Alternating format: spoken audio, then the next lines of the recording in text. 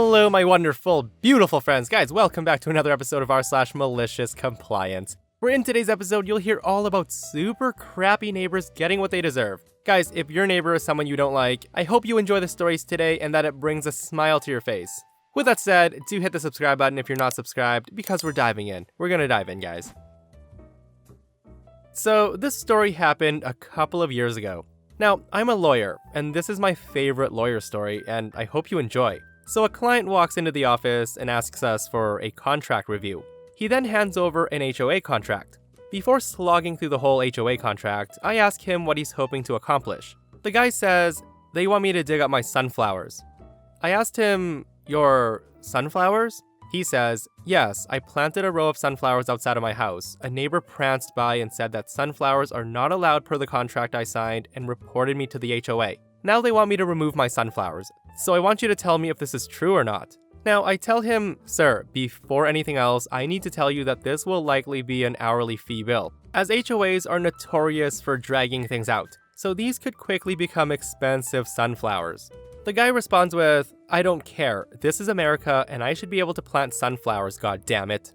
Now, still thinking that he wasn't that serious about sunflowers, I asked for a 3-hour retainer. The guy immediately pulls out his checkbook and paid for 4 hours. So I buckle down to review the alleged anti-sunflower clause. Just for reference, the sunflowers he wanted to plant were really big. They were about 5 feet tall, and along the front of the house. It was a very substantial amount of sunflowers. The contract did indeed contain a clause with a very thorough list. It listed which plants were and were not allowed to be planted. The list had just about every plant I can think of, in alphabetical order.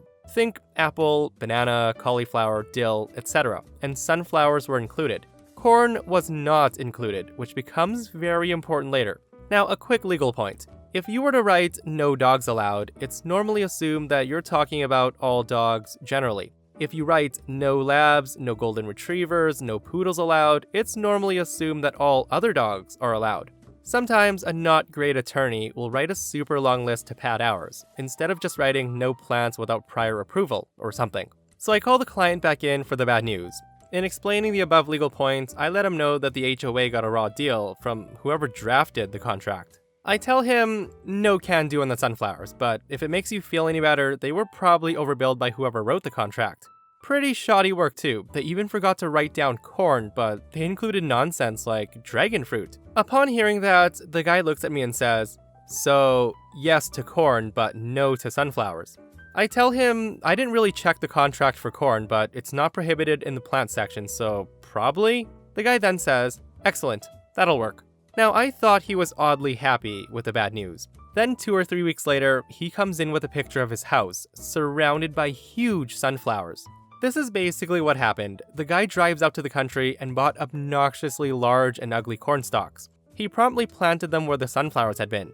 When confronted by the neighbor and the HOA, he told them to basically suck it, as the contract allows me to plant corn. Then after some negotiation, he agreed to take the corn down in exchange for allowance to plant sunflowers. Now we're friends. He's still a great client, and he lives surrounded by a ridiculous moat of sunflowers. Guys, I absolutely love how this guy got what he wanted in the end, which is sunflowers and a new friend. I mean, I don't know if he wanted a new friend, but that's what he got. But guys, if that were me, I would have told the HOA to shuck it. You know, instead of suck it, get it? Shuck it, shucking. Shucking corn, guys. Shucking corn. Okay, next story. This is getting weird. When my significant other and I moved into our house some 20 years ago, our neighbors on one side were an elderly husband and wife, who we got along with very well. Our 2 houses shared a driveway that ran from the street to the alley behind the houses, and we each had our own parking area in the back. The driveway was set up so that about 2 feet of it was on our property, with the rest on our neighbor's property. The driveway was right up against the neighbor's house and about 8 feet from ours. We all made it a point to not park in the driveway so that we didn't block each other's way, and we had no problem for 15 years. Sadly, the sweet neighbors died about 5 years ago, and their house was bought by Mike, a man who regularly bought old houses to rent or resell and who clearly didn't care about anything except profit. The first time we ever met Mike was right after a car had hit our house. The driver had a stroke and lost control of his car while driving down the street. The front of his car was actually inside of our house. So here we are, freaking out because a car is literally sticking out of our house, surrounded by a crowd of onlookers, police, and emergency workers, when Mike saunters over and introduces himself. He's saying that the whole driveway plus a part of our garage are on his property. We tell him that he's wrong, but this is not the time to discuss it, and we'll get back to him later. We do some investigating and discover that the property line is exactly where we knew it to be, and the map that Mike was using had the property line overlay by about 2 feet. Nevertheless, Mike continues to harass us and tell us that we can't use the driveway any longer because he's gonna rent the place out and it would be a liability to have us driving on his property. Fine, we'd often talked about putting in our own driveway, so now was a good time as any. Mike was quite pleased when we told him that, at least he was until he learned that the new driveway was gonna be next to his driveway, along our property line. He tried to talk us into putting the driveway on the other side of our house, obviously so he would still have full use of the existing driveway, which sat 2 feet onto our property. Now, we argued that that's where we're putting it, and he tells us that he'll get a surveyor to come out to prove us wrong. The look on Mike's face when he saw where the surveyor drew our property line was absolutely priceless. The line left just barely enough room for a car to fit on his side, and he couldn't widen his driveway because it already ran next to his house. We used a chunk of our lawn to install a nice wide driveway with Riverstone gravel. So it's totally obvious where our driveway ends and where Mike's narrow blacktop driveway began. Mike, of course, never spoke to us again. Guys, I have read so many stories about people getting wrecked with property lines and it never gets old. It never gets old. I'd say it's on par with tree law. It's just so satisfying to hear jerks getting what they deserve. I would have loved to see the look on Mike's face when the surveyor basically says, yeah, so your driveway, sir, isn't as big as you think it is. You almost have no driveway. So in our mid-20s, my husband and I purchased and moved into our rather modest first house with our infant daughter. I made a big effort to meet and befriend our neighbors, and all of them warned me to be careful of this one particular person named Jane. Now, Jane had lived on the street for 3 years at this point and had earned herself the nickname Big Fat Jane, as she was manipulating, intimidating, and thoroughly awful. Jane ran a daycare from her house, but neighbors on both sides reporting hearing her scream at the kids and leave them unsupervised in the garden. It's important to note that Jane's partner is a police officer, and the neighbors were scared of retaliation if they reported her or stood up to her. It seemed that Jane would use this to get away with her horrific behavior. Now, our house had a driveway big enough for one car, but we could fit both if you blocked in the first car and only used the second car. Parking on the street was very limited, and we had double yellow lines outside of our house, which meant that you weren't allowed to stop or park there. During some essential roof work, our driveway was taken up by scaffolding, so we parked in the street and my husband parked outside of Jane's house. The next day when he went to his car, Jane comes running down her path shouting at him. She screamed about his antisocial parking, that his car would be towed, and that he could expect it to be scratched up if he left it there any longer. Now, my husband calmly explained that it was a public road and she had no right to police the space. Her screeches at this point were loud enough that I, and several other neighbors heard and came to see the commotion. Her partner was perched at the door during all of this, saying and doing nothing. When she saw me on the pavement with our daughter, she pointed and screamed, "You'll have social services called if you don't move that car. I'll scratch you right up." At this point, I told my husband to come back and we were calling the police. She responds, "Call the damn police, I dare you." She then points at her partner and says, "He's a policeman. He'll sort you out right now. You won't know what hit you." At this point, my husband looked at her husband and said, "Is that right? Are you agreeing with what she said?" The partner nods and says, "You need to move or accept the consequences. If you call the police, it won't get you anywhere." Funnily, when I then took out my phone and dialed the non-police emergency number on speakerphone and made a police report, both of them looked a lot less confident. Jane stood there open-mouthed and then grabs her partner and slams the door, and we haven't heard from her since. So, the aftermath. Her partner was placed on suspension due to the allegation and further allegations from our neighbors. He then returned to an admin role. After our confrontation, Jane was given a warning for a public order offense. However, due to a number of reports, her daycare closed and she's no longer able to take care of children. Their house is also up for sale. However, as she's made a number of modifications without proper planning, its price is significantly lower than they expected, and they're in negative equity, all because of a parking space. My friends, I absolutely love this post. I wish I could see the look on her and her husband's face when OP literally did call the cops on a cop. So this person comes into the comments and says, "Officer here. Citizen complaints in my department are looked at thoroughly, and if you're caught being a dick and abusing your power, you had better start looking for a new job. Plus, all your buddies hate you because it makes them look bad too." So yeah, the guy basically took his wife's side and lost big time in the end. It definitely wasn't worth it. I'm the daughter of my normally very nice parents. We had a new neighbor moved in about 2 years ago, and for the most part, we've just left them be. They're a little annoying sometimes, and there were a couple of instances where we had to complain about the overwhelming noise of their weekend parties at night, but other than that, they're pretty okay neighbors. We've never had a problem with them until recently, after several strikes against my family. So strike 1. Our neighbor's family and my family owns dogs. My dogs are very gentle and spend most of their time indoors. Their dogs are very aggressive and are raised as outside dogs. Every time I let my dogs out in the backyard for some fresh air, my neighbor's dogs will attempt to break through the wooden fence dividing our properties via digging, climbing, scratching, etc. Now, the digging was easy to stop. We just filled the holes with dirt. But at some point, their dogs managed to create a hole in the wall large enough for their dog to squeeze their face in, so about the size of a dinner plate. Now, we have cameras, so we caught everything on tape. My parents are pretty understanding, so my dad went and talked to my neighbors, offering to pay half the damage since it's on our shared property line.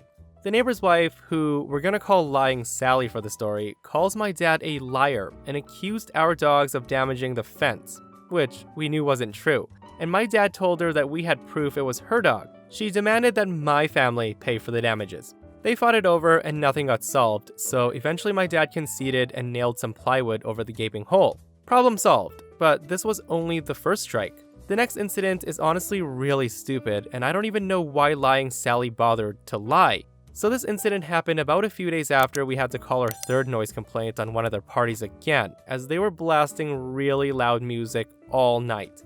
My mom is getting out of her car on our driveway when Lying Sally walks right up to her and accuses her of yelling at their lawn mowing guy to not mow their lawn so loudly at 7:30 a.m.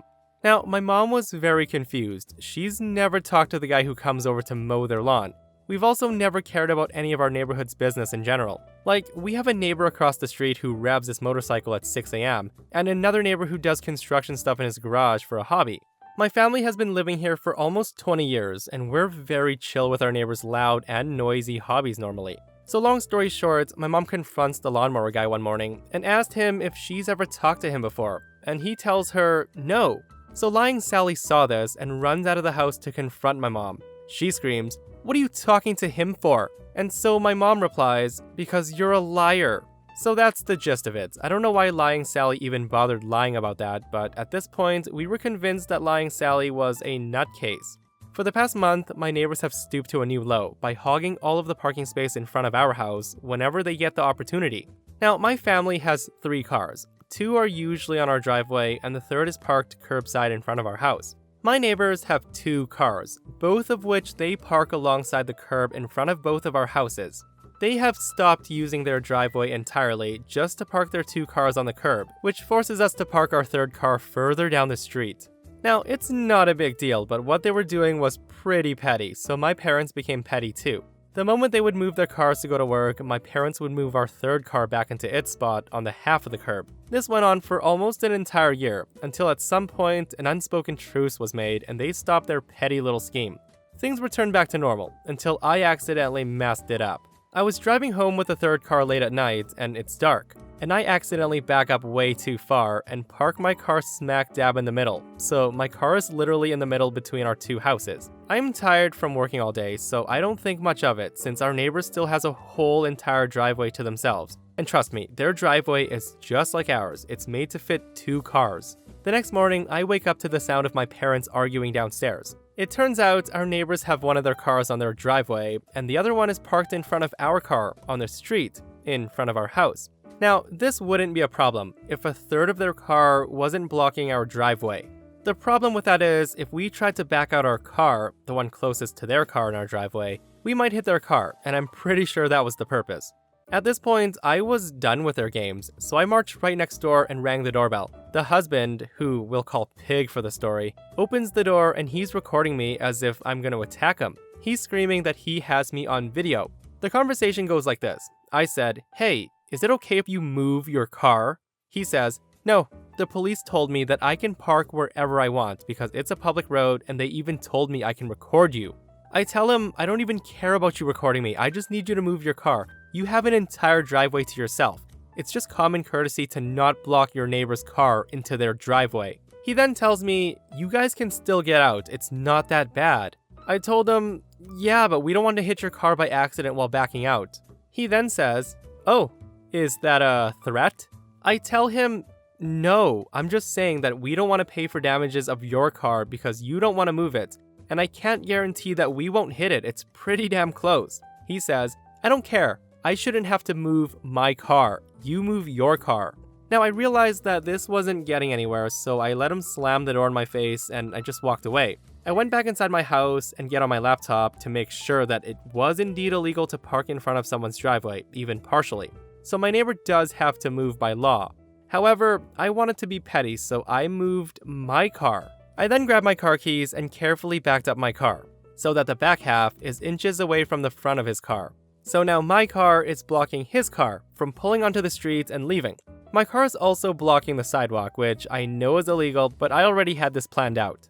So basically, I caged in his car and held it hostage for a couple of days. Either Pig or lying Sally would have to come and apologize to me to make me move the car, which I knew was very unlikely. Or, sure enough, as I predicted, Pig called the cops and reported me. His face was so smug, as the officer told me that I can't legally box in someone's car like that, and also block the sidewalk with my vehicle.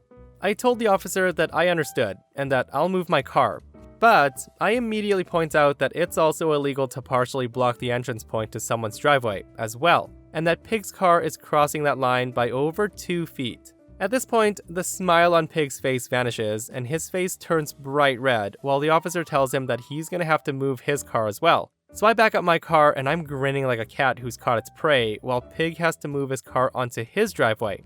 OP should have definitely called a tow truck when the neighbor refused to move his car. Guys, so going through the comments, a lot of people are saying that there are no winners in the story, and literally was a waste of time and a wonderful use of police resources because of a petty fight between two neighbors. But let me know what you guys think. And that, my friends, brings us to another end of our /malicious compliance. Guys, if you enjoyed the stories today, do hit that thumbs up. And if you missed the last episode on this channel, a Karen accuses OP of being a thief. And trust me, the story is so much worse. So check it out if you haven't, and I'll see you guys in the next one. I love you.